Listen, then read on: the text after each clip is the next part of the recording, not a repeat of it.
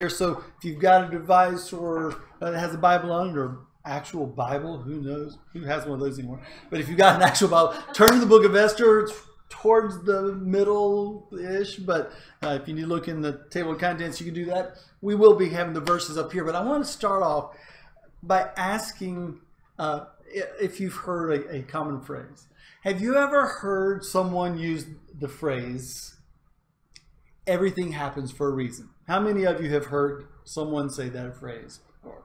And most of us have used that phrase probably at some time or another. Have you ever noticed, though, that it's like everybody uses the phrase? I mean, people, it doesn't matter what their background is. It doesn't seem to matter even what their faith or lack thereof may be. There's just this sense that everything happens for a reason.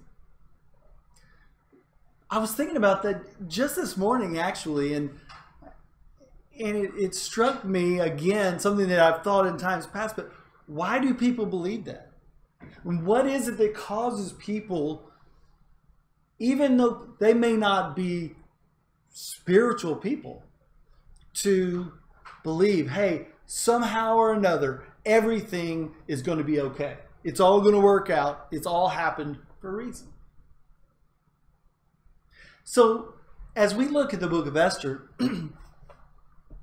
we're looking at an intriguing book, and I want you to be looking today for signs, I believe, of what is behind that just seemingly innate idea that things are going to work out, that there's something that's governing all of these events that makes them work out. And so we're going to be looking in Esther for signs of a sovereign God. And we'll talk more about what that means here in a minute. But first, let me just give a little bit of background about this book, because we've been, over the last few weeks, kind of talking about a number of historical things, but where do they all fit together?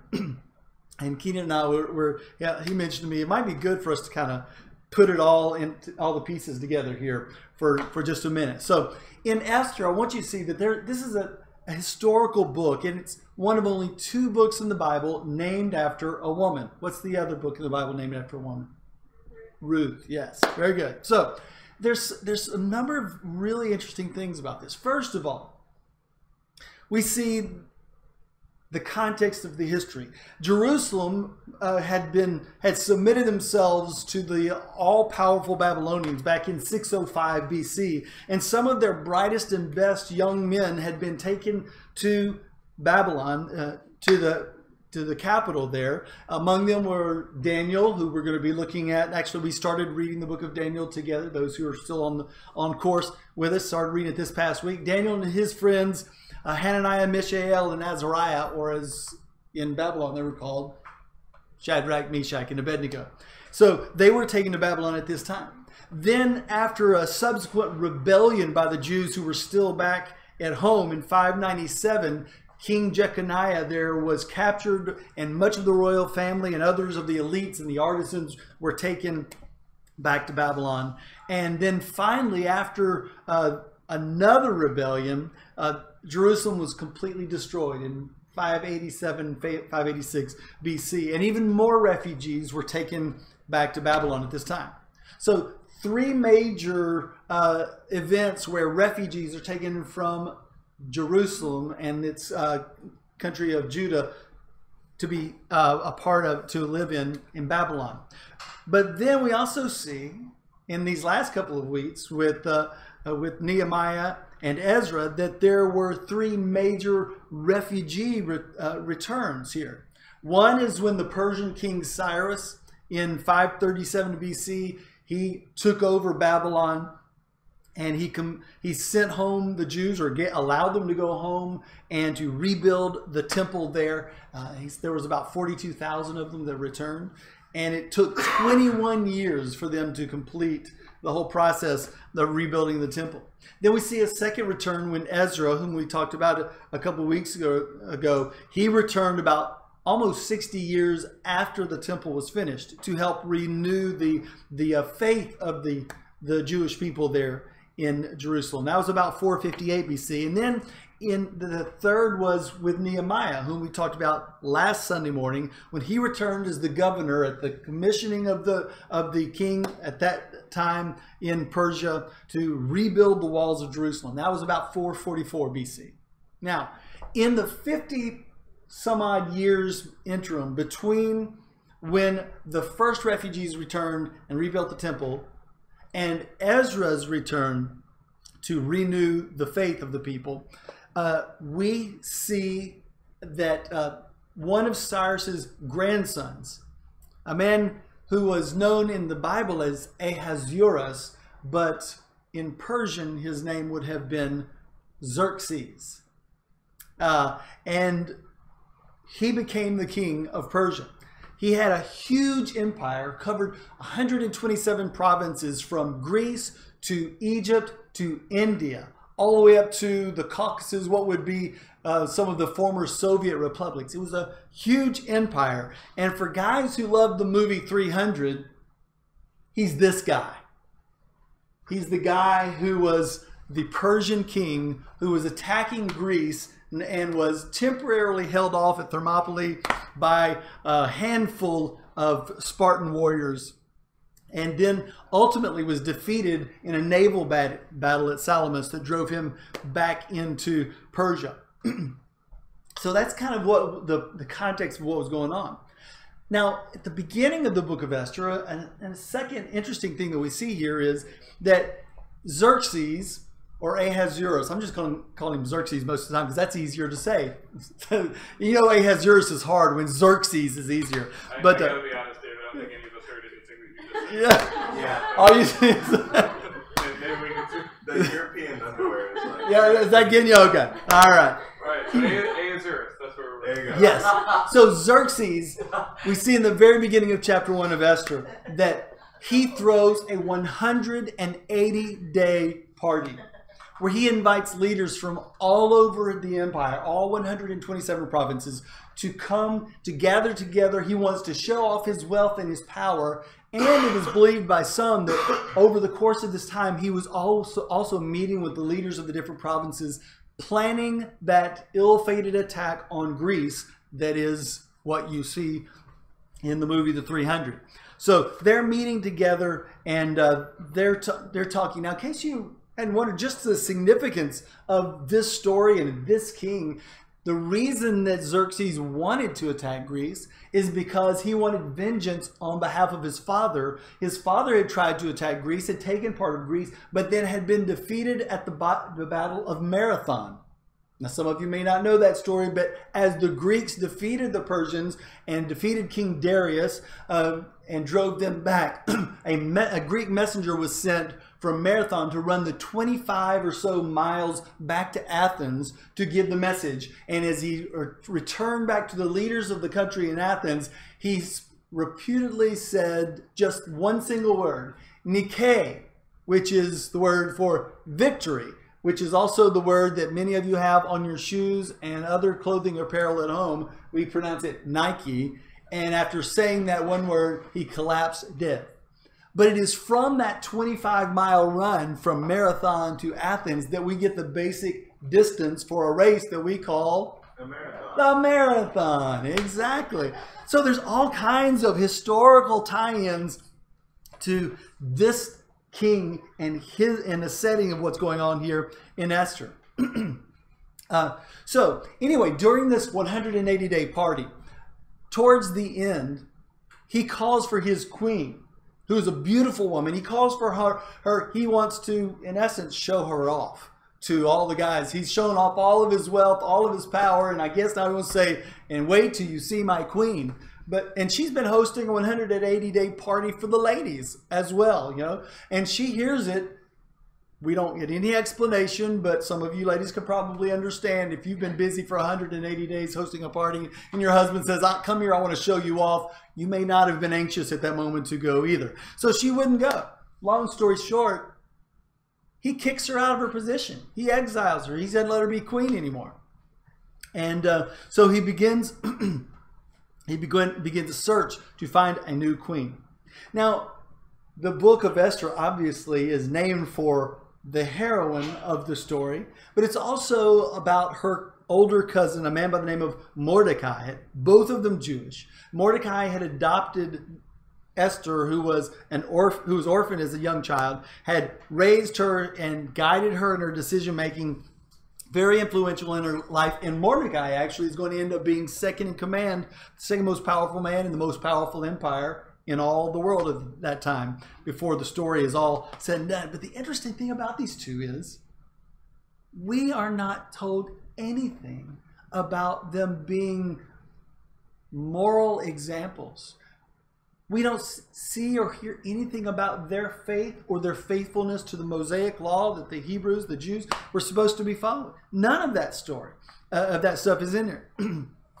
We know that God had, through the prophets, had said that the Israelites were going to be taken captive for 70 years, and then they were to return, and the remnant would return and rebuild the kingdom. That had happened 80 years before this time, and they're still in the land of exile. They're still living as refugees, in essence, although they have made a good life for themselves, evidently, but they disobeyed God. We see Esther was chosen to be a part of King Xerxes' harem. She ate the royal food that her predecessor Daniel and his friends had refused to eat because of these Jewish laws. And there's this implication that, like all the rest of the women who were a part of this so-called beauty pageant to find the next queen, she went in and spent the night with King Xerxes before being chosen to be his queen. Perhaps the oddest thing about this book of Esther is that neither the Hebrew word for God, Elohim, or the Hebrew name for God, Yahweh, neither of these words is found anywhere in this biblical book. Think about that. God is not mentioned at all in a book that is included in the Bible. It's pretty weird. So what's the point? Why is it in the Bible? What's the purpose for it? And I believe that at least one of the main reasons, if not the main reason, is to show us that God is sovereign. Now, what does that mean? Some of you may think, I don't have any clue what that word means. Somebody give us a shot based on what you understand. What does it mean that God is sovereign? Simply means he has the power to do what he says he wants to do. He has the power to do whatever he wants to do, right? Okay. What else? I think there's more to that too. It's not just that he has the power, it's that he does whatever he wants to do. He does whatever he wants to do. So he's absolutely sovereign. Yeah. There you go. Yeah. He's not just... He not only has the power, that's right, but Yeah. he uses that got power all the and what he wants done, what he wants done gets done. All right. Good.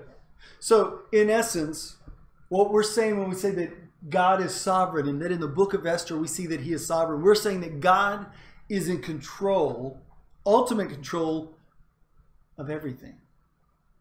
Not just spiritual matters. And see, as Americans, we have this tendency, we have our spiritual life, and we have our work life, and we have our family life, and our fun life. God is not put into a box and compartmentalized. When we say that God is sovereign, we're saying that he is in charge and overall of everything. That he engineers circumstances for his purposes to be completed, even when people are disobeying him and rebelling against him. So his power and his wisdom and his control is so great that he can even use our rebellion against him to achieve his intended goals. Okay? And it's not just with people. One of the things that we've seen through the Old Testament, and we see it again here, is that God works through nations. God is sovereign over nations. We saw that God was sovereign when he used Assyria to punish Israel. God was sovereign when he used Nebuchadnezzar to punish Judah and to bring captives and refugees from Judah back to Babylon. We see that he had told them through the prophets that they would be in exile for 70 years. And we see that God was sovereign when 70 years later He used Cyrus to overthrow Babylon and gave Cyrus the word, this foreign king gives him the word that it's time to send the Jews back home because the 70 years was up. And so we see that God all along is engineering these international circumstances all through the Bible. Now, there's a few main events that I want you to see, and then we're going to focus on some specific examples here. First of all, we see, as I mentioned before, the king is having a party and gets upset at his wife and starts looking for a new queen. And subsequently, Esther is going to be named the next queen. We see that Esther's cousin foils a plot to assassinate the king. We see then a man by the name of Haman, that he rises to power. He's second in command of the kingdom, but he hates Mordecai because everybody else bows down to him because of his position, but Mordecai will not. He refuses. And so Haman convinces the king to allow him to send out this edict that says that throughout the empire on this certain day, which he uses what we would call dice, but they called Pur, P-U-R, to determine the day this was going to happen. There's this edict that on that day, all of the Jews in all of the provinces would be put to death at the word of the king, because of Haman's desire to get rid of all of the Jews. So then we see as a part of that Mordecai's plans to stop the genocide. He fasts and he mourns and he tells Esther that she needs to go to the king and plead for her people. And then at the in the last half of the book, we see Haman's fall and Mordecai's rise to take his place. And there's several events that are a part of that, including Esther going to the king not being able to sleep one night, and so he asks for the official records of the courts to be read to him, and he's reminded about Mordecai having saved his life, and he wants to do something for him because nothing had been done in the past for him. At the same night that Haman is having a 50-story gallows built, or 50-foot gallows built, so that he could hang Mordecai on it and put him to death. So all of these crazy things going on. All along the way, we see things that some would call coincidences. But according to what we see in Esther, they are the hand of God. And by that, we understand that God is sovereign over good people and not so good people, over kingdoms as well as individuals. So let's look at a few examples here in Esther, starting in chapter 2. Chapter 2 and verse 8. When the king has decided to find a new queen, and it says, so when the king's order and his edict were proclaimed, and when many young women were gathered in Susa, the citadel, in custody of Hegai, Esther also was taken into the king's palace and put in custody of Hegai, who had charge of the women. And the young woman pleased him and won his favor, and he quickly provided her with cosmetics and her portion of food. And with 7 chosen young women from the king's palace, and advanced her and her young women to the best place in the harem. So Hegai was one of the eunuchs who was in charge of protecting the harem, and you see what he was doing there, what was going on there, and what he was doing for Esther. Then we see a few verses down in verse 15. The end of verse 15 says this. Now Esther was winning favor in the eyes of who? All who saw her. And when Esther was taken to King Ahasuerus into his royal palace in the 10th month, which is the month of Tebeth, in the 7th year of his reign, the king loved Esther more than all the women, and she won grace and favor in his sight more than all the virgins, so that he set the royal crown on her head and made her queen instead of Vashti, who was the queen who would not show up at his party. And then we see a few verses further down in verse 21. This, and we'll look, and after this we'll talk about it. In those days, as Mordecai, Esther's cousin, was sitting at the king's gate, Bigthan and Teresh, 2 of the king's eunuchs who guarded the threshold, became angry and sought to lay hands on King Ahasuerus. And this came to the knowledge of Mordecai, and he told it to Queen Esther, and Esther told the king in the name of Mordecai. When the affair was investigated and found to be so, the men were both hanged on the gallows, and it was recorded in the book of the Chronicles in the presence of the king. All right, so how do we see God at work? Not mentioned, but how do we see God at work in these circumstances in what we just read? What are some of the ways we saw him working?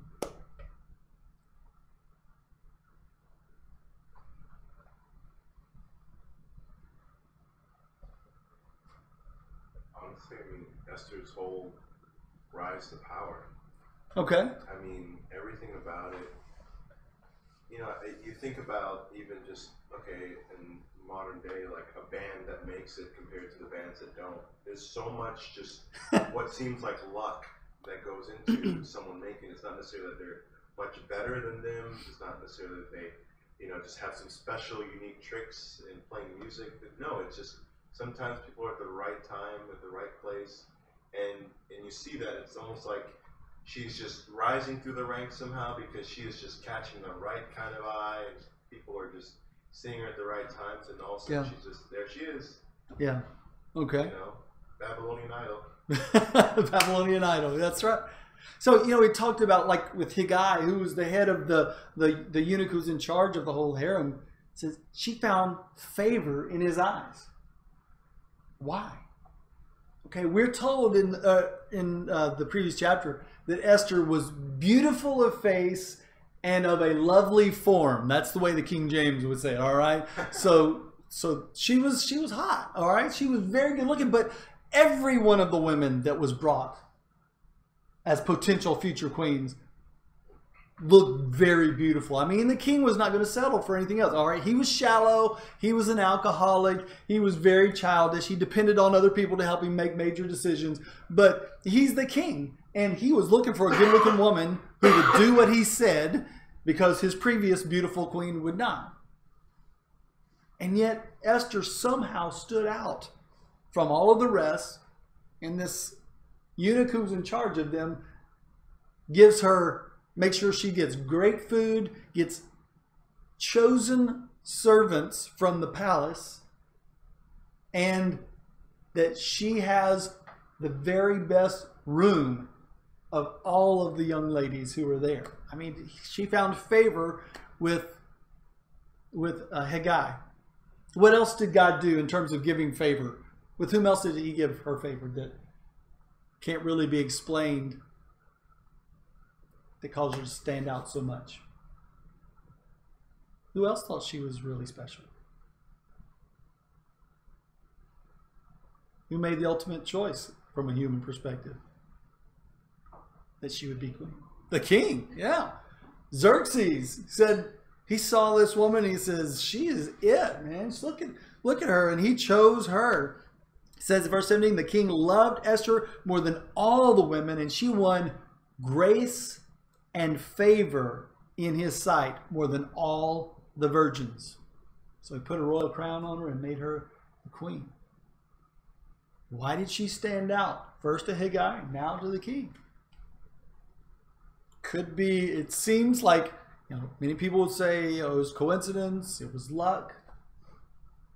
But she's the only one, as far as we know, that just happened to be a Jew. Hold on to that, because we're going to come back to that later. What about the last passage we read, where Mordecai saves the king's life from a plot? You see anything in there about that might have been evidence of the sovereignty of God? He's shown favor too, because he gets, like, his deeds get recorded. It is recorded in there? Yeah. Deal, you know? Yeah. Have it recorded, like, Dude just happens to be in the right place, and he just happens to have this new connection to the king called the queen that just happens to be his Yes. that he's taking care of, right? Yeah. He just happens to be at the gate where these two bodyguards of the king are conspiring together to assassinate him. He just happens to overhear their plot and happens to have a connection to get the word to the king, because there was no way he was getting into the presence of the king on his own.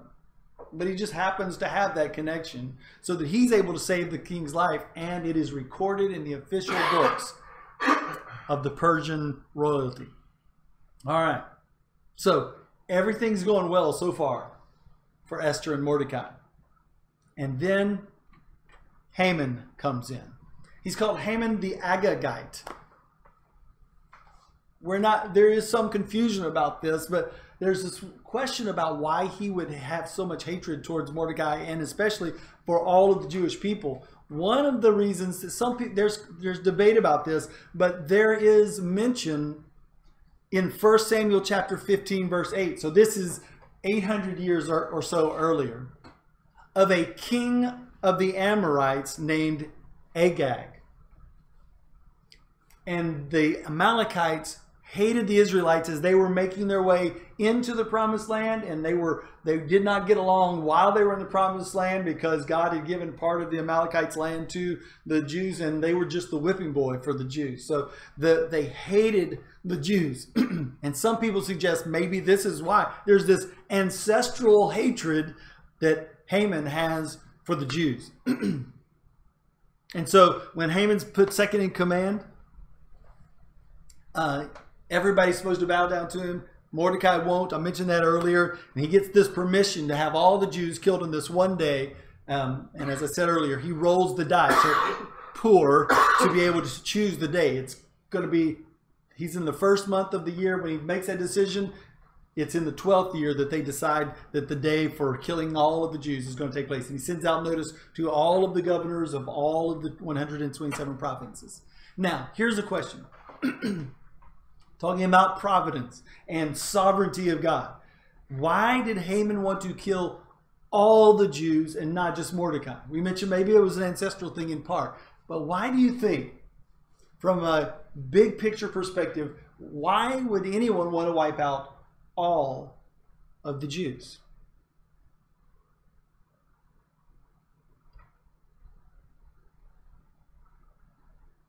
Think about what we've been talking about all years. We've read through the Old Testament and why the Jews are special. What is it that caused Haman to want to wipe them out? God's presence was with them.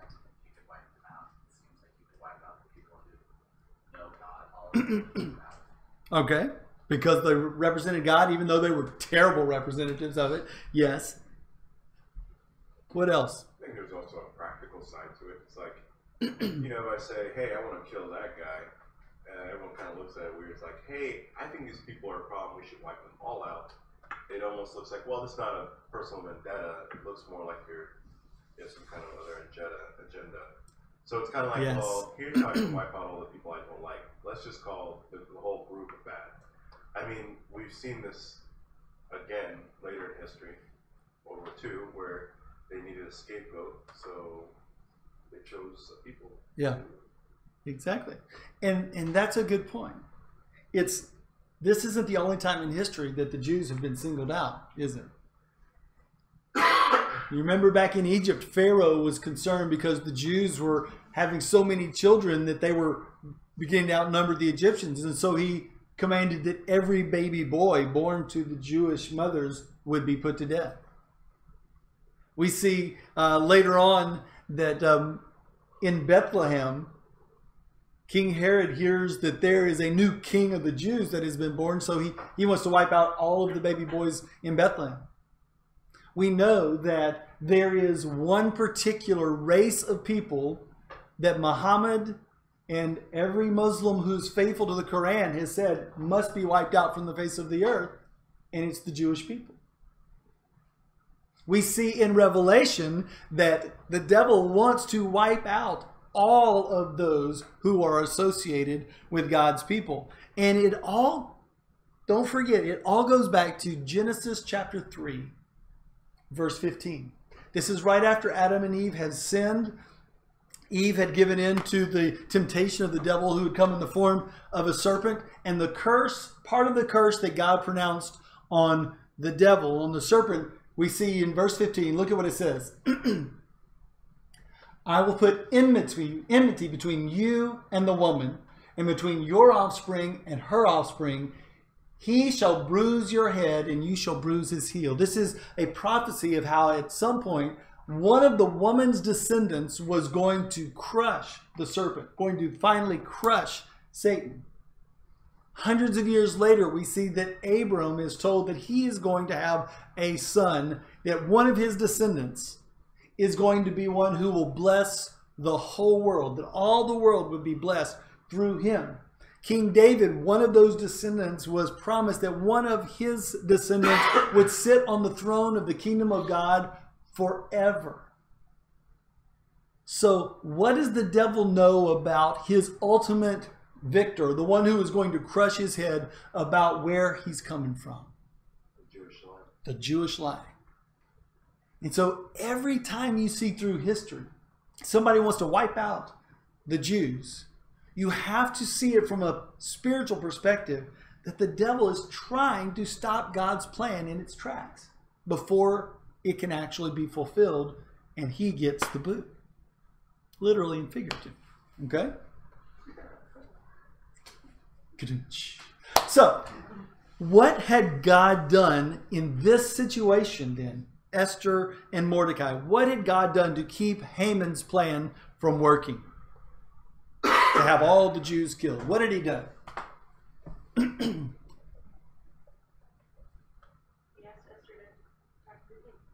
Okay, he had Esther there. First of all, he got her to be queen, right? She became the queen so that she had access to him. What else had he done that we see in this book is a part of what he's doing to protect his people? He'd already given favor to someone like Mordecai. He had given favor to a person named Mordecai. Yeah. You know, I mean, when someone just saves your life, you're not going to really issue an edict the next, day, like, well, wipe all these people out. Yeah, exactly. He's shown loyalty, so there's favor there. So he's shown favor to these two people. They have access to the king who has been played by his right-hand man to try to wipe out all the Jews. And listen to this passage in chapter 4, starting in verse 13. The last part of the phrase for some of you is going to sound very familiar. Then Mordecai told them to reply to Esther, because he had told her she needed to stand up and do something, otherwise she was going to die with all the rest of the Jews. He says, do not think to yourself that in the king's palace you will escape any more than all the other Jews. For if you keep silent at this time, relief and deliverance will rise for the Jews from another place, but you and your father's house will perish. And who knows whether you have not come to the kingdom for what? Such a time as this. What does that last statement say about the sovereignty of God from Mordecai's perspective? God's going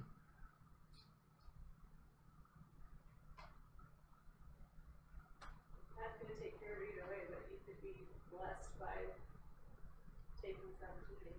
Yeah. He says, if you say something or if you don't say something, God's going to save his people. But I love the fact there's not this absolute certainty. Sometimes people get upset when you seem to have absolute certainty about something. I know in this day of social media, nobody has any absolute ideas and opinions, but sometimes people get upset about that, right? So Mordecai, though, remember, we have no evidence of his faithfulness to God, his faithfulness to the Mosaic law, to the Jewish or the Hebrew lifestyle. We have no evidence of that, but he does say, maybe the whole reason that you are queen, Esther, is because God put you there for this time, for you to speak out and to stand up for your people. Now, up to this point, King Xerxes doesn't even know she's Jewish. So she's going to have to come out as a Jew, all right? She's going to have to reveal her identity to him. But Mordecai, he's not sure, but he's at least aware of the possibility that what's going on and all the events that transpired to bring Esther to that position was to save God's people. I think there's a really cool dynamic at play right there, where on the one hand, from God's perspective, like obviously we don't know literally what God's perspective is, but Mordecai is saying, like, God's sovereign, his will is going to be done, period. Like, his people are going to be saved. This is not something that's, like, ultimately, there's no fear here, there's no, like, well, no, what if the Jews are all wiped out? Like, it's going to happen. But from our perspective, that question we raise ourselves is, like, am I going to have, like, Kara hinted at, like, am I going to have a role in helping with this? Like, so we know that God's will of sovereignty is sovereign, and his will is going to happen. The question is, what role am I going to play? Yeah, and that's a good point. That's an excellent point. You mentioned something that I don't want to overlook. How was it that Mordecai could be so confident that even if Esther kept her mouth shut, that God was going to save his people somehow? How can he be so confident? I was just talking, sorry. No, that's okay. Why, You don't have to be sorry. he has faith. Why does he have faith? Don't put me on the spot. Nobody look. She's He had faith. All right. We don't see, it doesn't say he had faith. He doesn't even mention God. He just says they're going to be spared. They are going to be saved. How did he know that? Why was he so confident of that? What did he know? Just had to have at least heard somewhere in his growing up years, perhaps, that encouraged him that people were not going to be wiped out. I mean, there's quite a couple promises. The promise that someone's going to come and bless all nations. The promise that, you know, there would be a remnant afterwards. That would have been already a promise known to him at this point. You know, a promise that they would return. Okay. How can they return if everybody's dead? Yeah, that's it. He had promises that God had made. The promise of a Messiah who was ultimately going to save God's people and would reign as king for all of eternity. He had that promise. He had the promise of that through the prophets that there was only going to be a limited time they'd be refugees in exile, and that they would then be returned. Even though it was a remnant, a smaller number that had lived in Israel before, there would be a remnant return. So he knew these things. He believed these things to be true. So all along the way, we see that events are transpiring in a way that leads to the fulfillment of God's eternal plans.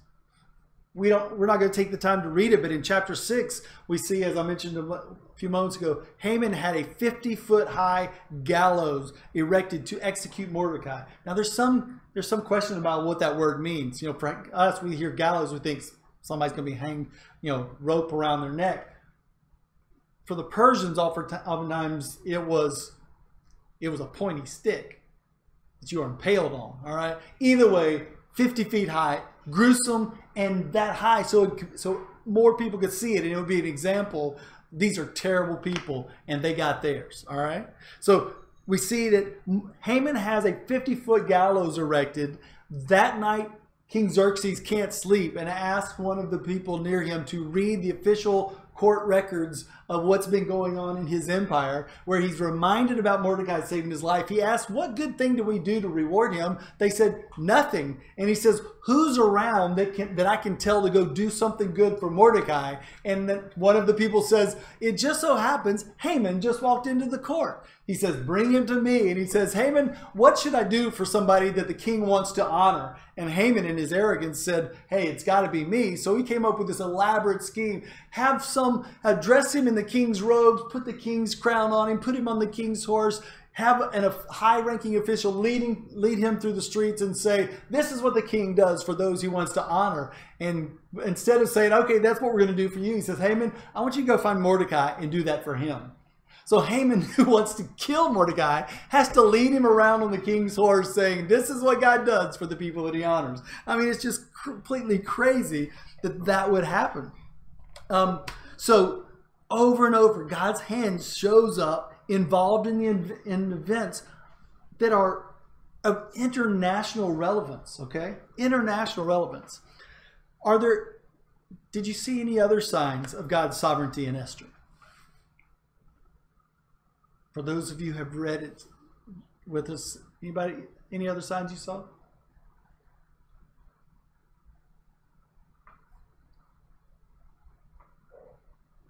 Okay, we won't take a whole lot of time. There was one other interesting that I couldn't just let slide by. What was the significance of Haman rolling the dice to choose the day that all the Jews would be executed, or the Pur, P-U-R, as it was called in their language? The day of deliverance. Yeah. To this day, the Jews have a holiday called Purim, which is the plural of Pur. And it is a day, it's actually 2 days in which they celebrate the 2 days that the Jews got to fight back against all of their enemies throughout the kingdom, as Mordecai and Esther had determined at the will of the king. And so to this day, they still celebrate Purim. In fact, the book of Esther is called, to those who of the Hebrew faith and the Jewish faith, it's called simply the scroll. It is the most read, the most widely owned portion of the Bible by Jews around the world, because they celebrate this day when they won. They got deliverance from their enemies. But there's an extra added special part to this that I just have to mention to you, because in Proverbs 16 verse 33 it says this: the lot, the die, the poor, the lot is cast into the lap, but its every decision is from the Lord. Do you know what word we would use to describe the fact that God even controls the roll of a die? Sovereignty. That's right. God is sovereign. Everything from controlling international affairs to the roll of a die, God is sovereign. Now, let's talk about this for a few moments, okay? Few of us, if any, will ever be the subject of a book like Esther was. But is God still sovereign today? I mean, if he was all-powerful, all-knowing, and sovereign back then, who could stop him from being sovereign today? All right. So how does, this is where I'm going to depend on you to give some answers. How does knowing God is sovereign affect our outlook on everyday life?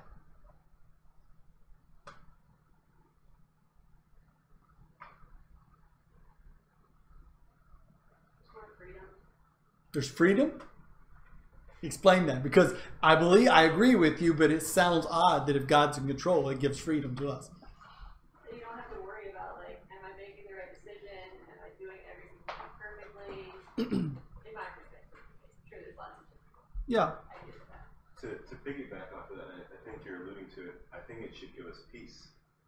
You know, because I think the last 12 years, oh no, Trump, the world is doomed. Oh no, Obama, the world is doomed. Oh no, like every single decision that our country makes as a whole, there's half of the people are so freaked out about it, and a lot of them are Christians. I think most of the time, where it's just like, oh no, and you almost feel like, well, I guess God's not in control because somehow Trump got through. When the truth is, no.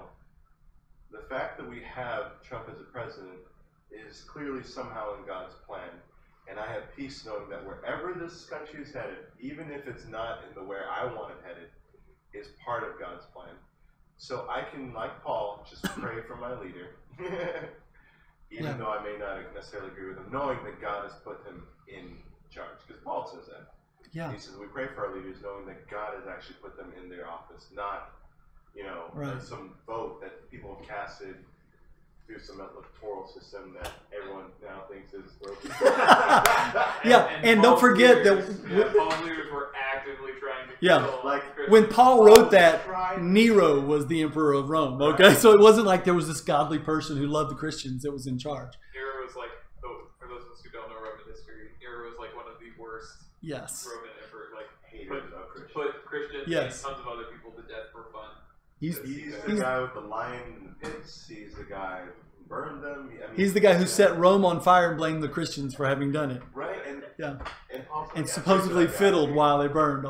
That's fiddle? I don't know. Huh? Really fiddle? Yeah. That's just an old saying. I don't know if there even was such a thing as a fiddle back then. The Greeks But had fiddles? It was more of a liar. What are you calling me? No, just kidding. Yeah, I think we can extrapolate that even further to our individual decisions too. Like, it's one thing to be like, oh yes, God has a plan for the nations, is one thing, but like, yeah, my like everyday life, that there's freedom in. Yes. And I think there's a lot of the challenge there is like, am I being intentional with that freedom and seeking, like, willfully trying to do God's will? But His plan is He's sovereign over our individual lives too, and there's a purpose in all the good and bad things that we experience. So when we say everything happens for a reason, what are we really saying? You're going through a hard time, and this is how I'm going to just calm you down. Okay. No, I'm just kidding. No. Here's the trick. Say it, make you feel better. Here's my meaningless platitude. Hope it makes you feel better. No, when we say, we're saying like, hey, like, this isn't the end of the road. This isn't. We kind of get caught in this little puddle, this mud puddle, and we don't see a way out. And it's almost like we're saying, no, God has a plan. Like, your life is not going to be in this mud puddle. Yeah. It is going to be okay. Why is it going to be okay? Or how could it be okay? Because God is sovereign. God is in control, right? I think the word okay is really good too. Because at no point is that promise that it's going to be good. It's going to be happy. Yes. Or feel really warm and fuzzy. All those things. Yes. That's such a good point. I have yet to find in the Bible where it says, at least until the end times when Jesus returns, that your life is going to be happy and carefree. You clearly have not read Joel Osteen's book. Doggone Well, it. that's not the Bible, so. But no. My best life is in the past. That's not now anymore. No, just kidding. No, I love that you said that, Keaton, because, there's a really good old pastor of ours, Sarah and I's dad, used to say, who even said, like, God never actually promised you, like, a luxurious life. He never promised you, like, all this wealth. He actually promised you that things would be hard. Yeah. Yep. So a lot of times, though, like, we do also sit in this puddle thinking, oh, there's got to be this better plan for me. But we also sometimes have to step back and ask, well, God, what do you want for my life? Because maybe me sitting in my puddle will help 12 other people sitting in the puddle. And maybe that's where He does want me. Mm-hmm. So I think sovereign, like, knowing that God is absolutely sovereign also gives us a peace about where we're at, knowing that it's not just like I just sat in this puddle for no reason at all. When you have those, like, bad things happen to you, you're like, this just happened to me, and it's just such a waste of time. There's nothing good that came from this. Yeah. Well, we know because of God that with a plan, no, there's no time that God can't use my pain and my hurts. Yeah. Yeah. God never promises that it would be easy. He just said it'd still be a burden, but it'd be light. That's all He said. Yeah. Yeah. Yes, Val. Kind of to piggyback on what you're saying, but also kind of I'm going a little bit with a different direction. So like when we're in our puddle, so to speak, I don't feel like God puts us there. Like, I know He doesn't promise in His word that things are going to be perfect and great, and but I feel like too, going along with what you're saying, is that like He never desired that for us. So He promised that He never promised it's going to be perfect because it is broken, because we're in sin, and that's where we're at, so He comes back for us. But I just feel like, just a reminder that He doesn't put us there, and that He gives us that inside of us, that authority to have that, that free will, that choice. You get what I'm saying? Like a little, like I'm trying to put it into words, but this is where we get into a really deep subject, yeah. which we probably don't have time to. How big is the sovereignty of God? So Because people would say, predestination, free will. Let's get it because out. there we go. Because people would say Joseph didn't do anything wrong, and he ended up being sold into slavery by his brothers, and then falsely accused of raping his master's wife, put in prison. What did he do wrong? We don't know. Right. So this is where sovereignty gives us peace at times, gives us freedom at times, but sometimes, but always, I have to be brought to the point where I'm going to trust God even if I don't understand it. Yeah. Because if I could understand everything that God does, why would I need God? I'd have the understanding of God. I'd be God. I don't.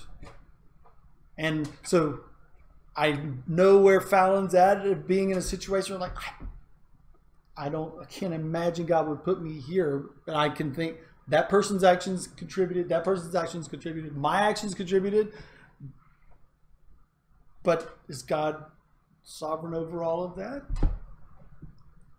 He's either sovereign or he's not. I don't understand that, though. He uses it to his glory. He does. He That's what I does. meant. Like, Yeah. Ultimately, like, so he doesn't put us in that, but he's going to use us through it for other people, like you're saying, and follow with us. Yeah. So there's glory in it. So sometimes I just feel like people will be like, "Oh, God put me here because it must be His will to go through this trial," and sometimes they take it that way, you know. And I feel like, not that you were, I was agreeing with you. No, I know. I'm saying, like, there's His grace in that and His glory that He brings from that, and so that we can, like you're saying, like, if we weren't in that puddle, then what about the people? And I think what you're getting into there is something that I think Christians get wrong all the time too, which actually is my son's keepsake. The book of James, it talks about there's trials that comes, and trials and temptations, and the big focus and difference between the two is, you know, trials are things that beyond my choice, beyond the decisions I've made, somehow this has come upon me, this misfortune, and we're called to then ask for God's wisdom and stand up, you know, strong within that trial and that matures. But then he goes on, immediately contrasts it with, well, then there's temptations, which is from the sin within your heart. And I think that's something Christians get wrong all the time. You know, they're like, oh man, you know, here I am in a very bad place because, you know, God's putting me on trial. It's like, no, you chose to be there. Like, that's not a trial. You've been tempted, and it's your sin that brought you there. And so I do think there's also that dichotomy that sometimes Christians get wrong, where it's just like, oh man, you know, I'm broke because I spent all my money on Amazon Prime. It's like, no, that's, honey, that's not a, you know, that's not a trial. That's, you have a bad thing. That's right. You know what I mean? You have not been a wise user So of your money. I definitely do think there's that, you know, unique dichotomy there where we need to also, and that's part of the gospel, we need to be able to admit our shortcomings in a situation when there'll be times where it's not our shortcomings, it's just what other people's, you know, brought to our table, and then sometimes it is my shortcomings. But knowing that despite whatever it is, a trial or a temptation, God can use it by His grace, Right. not because. You know, really, really, really smart people for thousands of years have debated and tried to dig down to the depths of this idea of God's sovereignty. We won't do that and finish this morning. So let me try to wrap it up with a couple of, well, with a question here and a couple of things that we can do. And the question is, if God is in absolute control, if He is sovereign over everything, what can we do?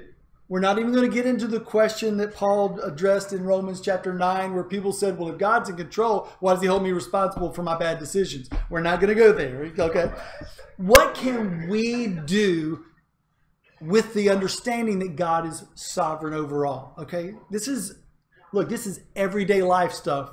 Okay. So don't just blow this off. Number one, always be looking and listening to see what God is doing around you. Tomorrow morning when you get up and you're at home, when you go to work, when a few weeks when the kids start going to school, wherever you are, whatever you're doing, ask God to help you train your brain to be looking. Remember, Mordecai said, you know, in essence, my paraphrase, I'm not really sure, but I think as I'm putting the pieces of the puzzle together, that maybe, Esther, God has you right where you are because He wants to use you to save His people. The only way he knew that is because he was looking around, he was checking out the situation and say, wait, this guy Haman wants to put all of us to death, but we have an in. God's at work here somehow, and perhaps that's exactly what's going on. So it's a matter of asking God to rewire our brains and our way of thinking. Instead of thinking, okay, I've got a plan. This is what I'm going to do today. This is what I've got to accomplish. This is the goal that I want to reach. It's saying, God, what are you doing? And be looking and listening. God, we as a church, we want to help people. Okay? Oh, that's a great thing. But if we only think about it on Sunday morning, then we're missing the person that we hear over here at work saying to somebody else, I've had a horrible week. My husband's leaving me, or I've got my teenage child that's rebelling and I don't know what to do. Where God's saying, I've got you here. Maybe not with all the answers, just like Mordecai didn't have all the answers, but I got you here because I want you to love that person. I want to use you so that I can touch that person's life through you. Being aware of our circumstances from a godly, sovereign perspective can not only change your life, but it can then lead to the second thing, which is always be asking God how you can join him in what he's doing. So many times we think, I don't know what to do. I don't know what it is God wants me to do with my life. Well, number one, don't fret. God's sovereign, okay? You're free and you have peace. But ask him. God, when I look around and I see all the things that are going on in my life and my sphere of influence, when I see the world and the circumstances, what is it you want me to do as a part of your plan? Some of those things are in black and white in the Bible. You go and you look at what Jesus said to do, you listen and you obey. You look at what Paul has written in James and Peter in the New Testament. There are very specific things that says, this is what I want you to do. Generally and in specific situations. Do that, okay? But there are other circumstances in life going on where God is working, where just like with Mordecai, you have to be aware of what's going on, and like Esther, listen to what's going on and say, I choose to act here, even though it puts my life on the line. Because the Persian law was that if anyone approaches the king without being requested to come, they could be put to death. The king's in a bad mood, and because Xerxes was an alcoholic, he was often in a bad mood. I guess when he, in the mornings especially. But she said, okay, I will go.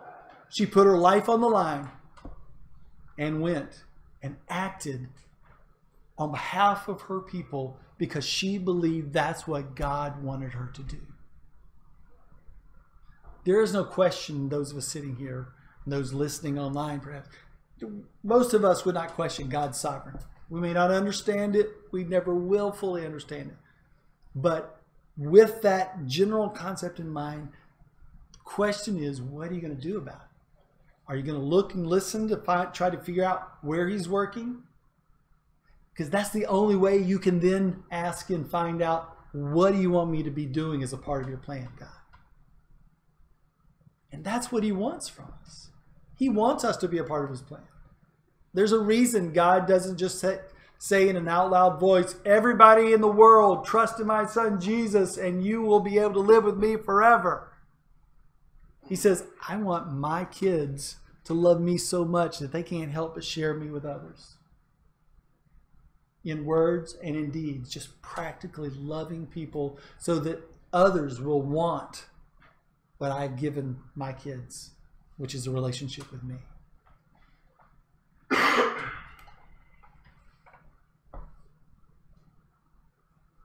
Anybody else have something that God's laid on your heart to share? Or maybe there's a question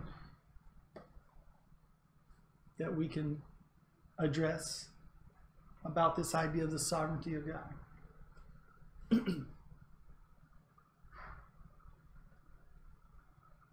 Okay. I think before you continue to pray for us, I think when you were talking about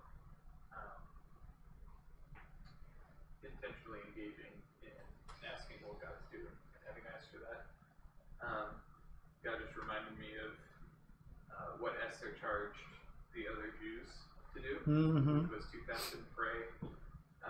And I think that's a significant component that I know I personally miss out on a lot, fasting in particular.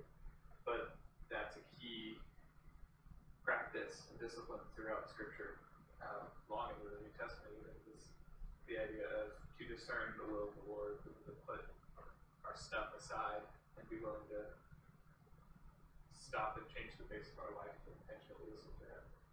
Yeah. So it worked for Esther. Absolutely. So, and we'll see this week that it works for Daniel too. So, Exactly. You know, I was also going to, when I was reading this, something I keep getting reminded of that someone taught me, the fact that God is absolute sovereign is so crucial to the cornerstone of what we believe when we come to Him in prayer, because it's such an essential part of what we truly believe when we approach Him in prayer, specifically supplication and asking Him for things. You know, the person, there's three huge characteristics of God that we're reminded of throughout the whole Bible. He's absolutely sovereign. He has a perfect love for us, and He's just infinitely wise. And if you were to break this down to a child, what you would basically tell him is He can give you whatever He wants. He knows what's best for you, and He wants what's best for you. And being that this is one of that important, crucial pillars, because you take any one of those away, it's like, well, God can give me what's best for me, but He doesn't know what it is. But He wants to give that to me, He just doesn't know what it is. So you take the infinitely wise, or take away the perfect love. He can give me what's best. He knows what it is, but He doesn't necessarily want to give it to you. I mean, this is such a crucial part of what we can approach Him with confidence, knowing that when I approach Him, He's those three things. He's infinitely wise. He has a perfect love for us. He's absolutely sovereign. Like, I know that He knows what's best for me. I know that He wants what's best for me, and I know He'll give what's best to me. So that I can approach Him in confidence that when I ask Him for, blank and blank, and I didn't get those two things, like I didn't get that amazing job or the lottery, I know that that's because God knows what's best for me. He wants what's best for me, and He gives what's best for me. And so I keep getting reminded as we look at God's just sovereignty that this is so crucial to why I can approach, the altar with confidence in just what I'm doing when I pray. Yeah. Cool.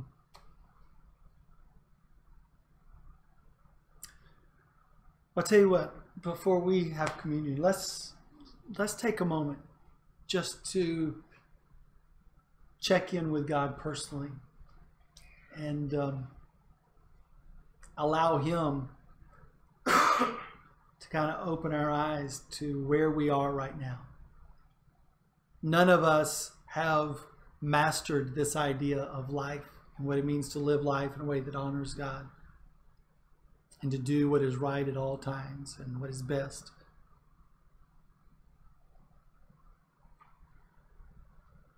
But I would encourage you to take a moment just to acknowledge God's sovereignty and praise Him for the fact that He is great enough that He is in charge over everything.